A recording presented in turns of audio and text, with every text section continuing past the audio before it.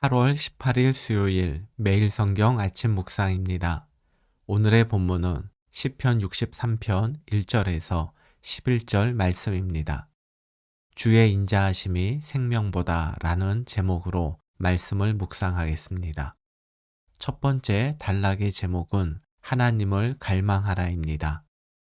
시편 63편에는 다윗의 유다 광야에 있을 때에 라는 표제가 있습니다. 다윗은 사울의 핍박을 피해서 유다 광야로 피신한 적이 있습니다. 그런데 11절에 다윗이 왕으로 나오는 것을 볼 때 63편의 배경 사건은 다윗의 아들 압살롬의 반란으로 보는 것이 적절합니다. 1절입니다.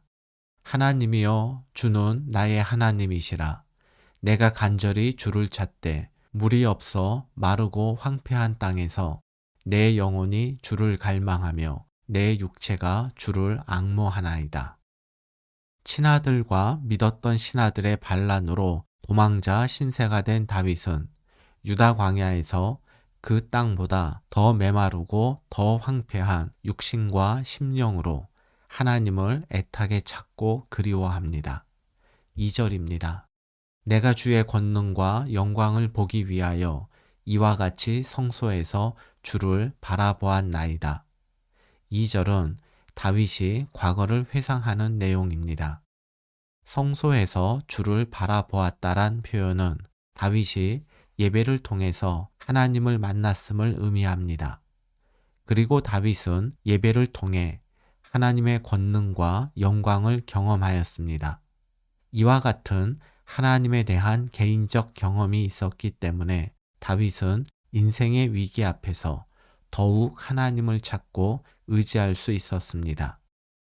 예배를 통해서 그리고 말씀 묵상과 기도를 통해서 하나님을 만나고 하나님의 권능과 영광을 보게 해달라고 기도합시다. 이러한 경험을 통해 우리들도 인생의 문제 앞에서 다윗처럼 사람이 아니라 하나님을 의지하고 갈망하게 될 것입니다. 3절과 4절입니다. 주의 인자하심이 생명보다 나음으로 내 입술이 주를 찬양할 것이라. 이러므로 나의 평생에 주를 송축하며 주의 이름으로 말미암아 나의 손을 들리이다. 내 입술이 주를 찬양할 것입니다. 내 평생에 주를 송축하며 손을 들고 주님의 이름을 찬양하겠습니다. 다윗이 이러한 고백을 한 곳은 안전하고 화려한 왕실이나 하나님의 임재를 깊이 경험한 성소가 아니었습니다. 다윗의 고백은 아들과 신하들에 의해 메마르고 황폐한 유다 광야로 내몰린 상태에서 나온 고백입니다. 의지할 것이 전혀 없는 광야에서 다윗은 자신의 생명보다 하나님의 사랑을 더 소중하게 여겼습니다. 하나님의 사랑이 있다면 가진 것이 없어도 모든 것을 가진 것이요. 하나님의 사랑이 떠나면 다 가졌어도 모든 것을 잃은 것임을 알았기 때문입니다. 두 번째 단락의 제목은 하나님을 따르라입니다. 골수와 기름진 것을 먹음과 같이 나의 영혼이 만족할 것이라. 나의 입이 기쁜 입술로 주를 찬송하되. 하나님을 갈망하며 하나님이 베푸신 사랑으로 인해 하나님만을 송축하겠다고 다짐한 다윗은 유다 광야로 내몰린 자신의 상황을 맛있는 음식이 가득한 잔치자리에 비유합니다. 아들의 반역으로 왕궁에서 광야로 내몰린 형편을 볼 때 다윗은 분노와 함께 깊은 절망에 빠질 법한데 그는 자신의 상황에 만족하며 기쁘게 하나님을 찬송합니다. 6절입니다. 내가 나의 침상에서 주를 기억하며 새벽에 주의 말씀을 작은 소리로 읊조릴 때에 하오리니. 광야에서 도망자로 살아가는 하루하루가 쉽지 않았을 텐데 다윗은 잠자리에 들 때 하나님을 찬송합니다. 광야에서 무사히 하루를 살 수 있었던 것이 하나님의 사랑과 은혜임을 알았기 때문입니다. 그리고 밤새 원수의 공격을 받지 않고 무사히 새벽을 맞이해서 하나님 말씀을 묵상하며 새 힘을 얻을 때에도 변함없이 하나님을 찬송합니다. 밤새 자신을 지켜주신 하나님께서 광야에서의 새로운 하루도 지켜주실 것을 믿었기 때문입니다. 7절입니다. 주는 나의 도움이 되셨음이라.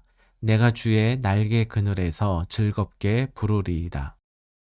문제가 해결되지 않고 상황이 바뀌지 않았음에도 불구하고 다윗이 잠자리에 들면서 그리고 아침에 눈을 뜨면서 여전히 하나님을 찬송할 수 있는 이유는 새들이 자기 새끼를 날개 아래 품고 보호하듯 하나님께서 자신을 도와주셨고 또 도와주실 것을 확신했기 때문입니다.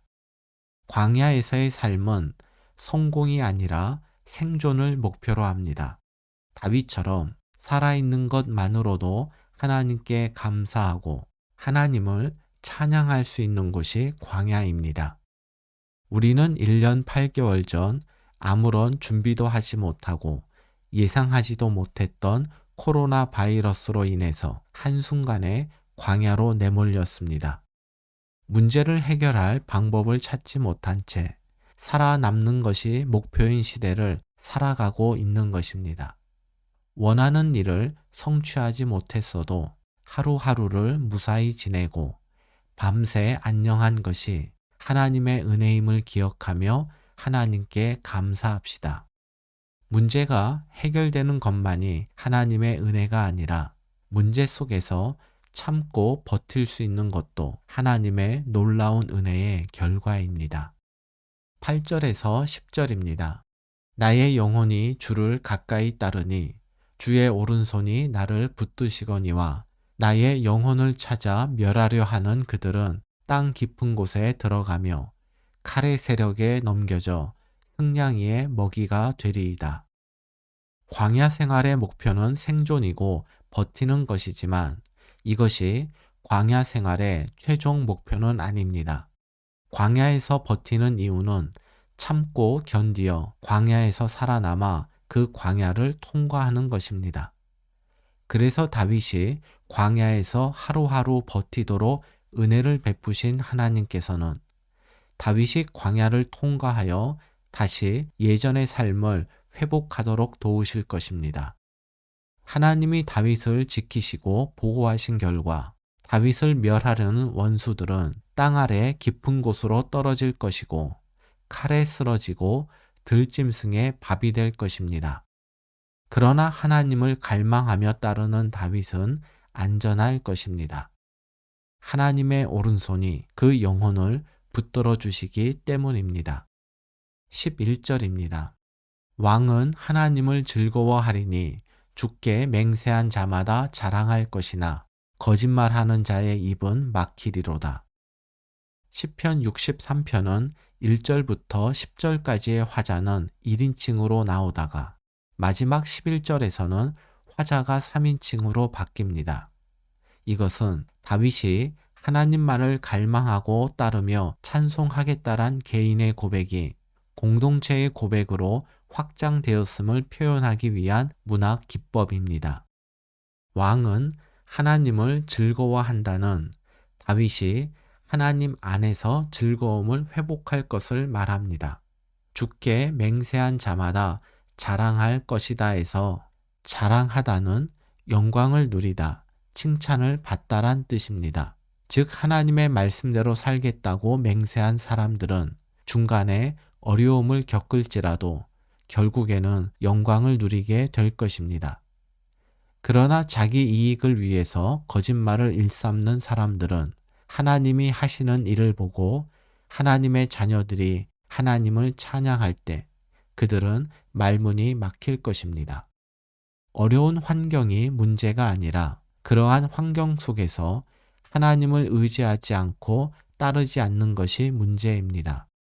광야에서 살아남기 위해서는 하나님을 만나고 경험할 수 있는 예배와 말씀 묵상과 기도에 힘쓰며 하나님을 따라가야 합니다.